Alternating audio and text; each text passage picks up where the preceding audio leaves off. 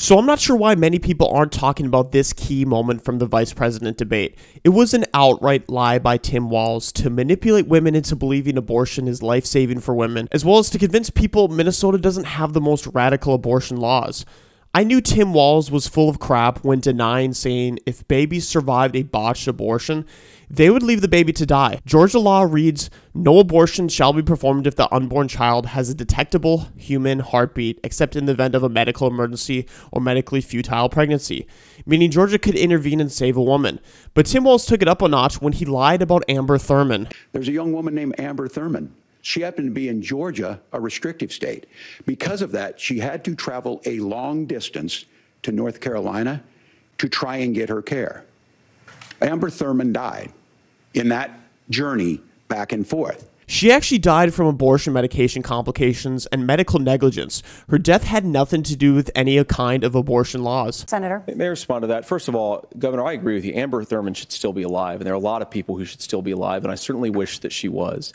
And maybe you're free to disagree with me on this and explain this to me, but as I read the Minnesota law that you signed into law, the statute that you signed into law, it says that a doctor who presides over an abortion where the baby survives, the doctor is under no obligation to provide life-saving care to a baby who survives a botched late-term abortion. That is, I think, whether you're pro-choice or pro-abortion, that is fundamentally barbaric. And that's why I use that word, Nora, is because some of what we've seen, do you want to force Catholic hospitals to perform abortions against their will? Because Kamala Harris has supported suing Catholic nuns to violate their freedom of conscience. We can be a big and diverse country where we respect people's freedom of conscience and make the country more pro-baby and pro-family. But please. Yes, Governor, please respond. Look, this is one where there's always something there. This is a very simple proposition.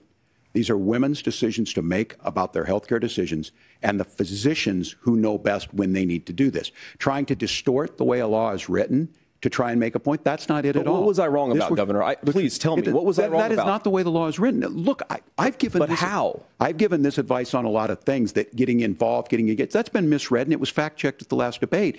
But the point on this is there's a continuation of these guys to try and tell women or to get involved. I use this line on this, just mind your own business on this. Things worked best when Roe versus Wade was in place. When we do a restoration of Roe, that works best. That doesn't preclude us from increasing funding for children. It doesn't increase us from making sure that once that child's born, like in Minnesota, they get meals, they get early childhood education, they get health care.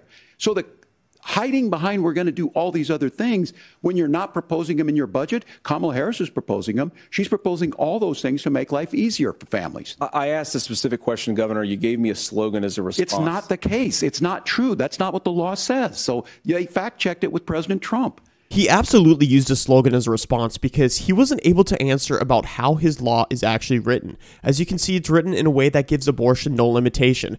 Every individual has the right to obtain an abortion. He probably responded that way to sound moderate, knowing how radical this law is, because, yeah, it doesn't technically say anything about botched abortion or 9-month limitation, but the verbiage gives abortion free reign. But I get so sick and tired of Democrats making the argument for abortion, saying, I don't want to interfere with a woman's decision, getting involved in a woman's body. We have to mind our business. Okay, should we not get involved when a woman has body autonomy of her 3-year-old when she pew-pews him in the head? Tim was not able to answer for how the law was written, and JD made that clear by asking multiple times. Abortion is a losing issue for Republicans when abortion is spoken vague, but a losing issue for Democrats when spoken in specifics. But anyways, guys, this will probably be my last video until this Sunday or Monday. I'm moving from Alabama to Wisconsin. Yes, you're welcome, all Republican voters. So wish me luck.